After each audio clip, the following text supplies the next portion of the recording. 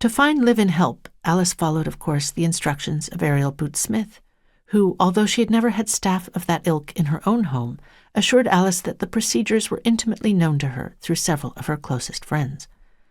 Alice put an advertisement in the classified section of the Sydney Morning Herald, vaunting the qualities of the service flat and mentioning that light childcare responsibilities were part of the post, in addition to traditional housekeeping.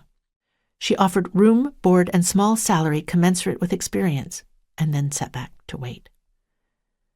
She received fewer responses than she might have hoped, only 8, and of these 3 were clearly unsuitable.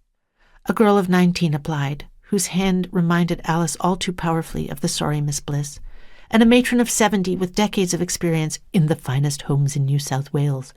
But a woman of 70 taking out the garbage and dusting under the beds, I don't see it, Alice said to Ariel, who wrinkled her nose in assent.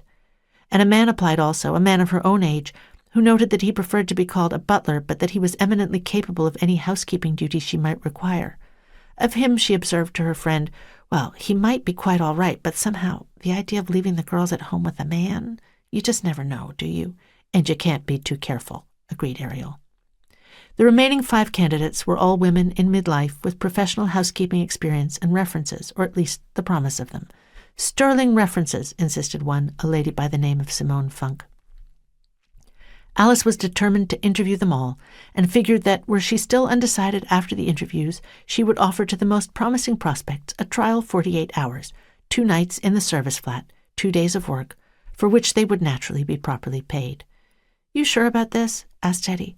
"What if one of them got it into her head to slit all our throats?" "Teddy, come off it. We're considering hiring any one of them for good. Women don't slit people's throats anyway, or not without just cause."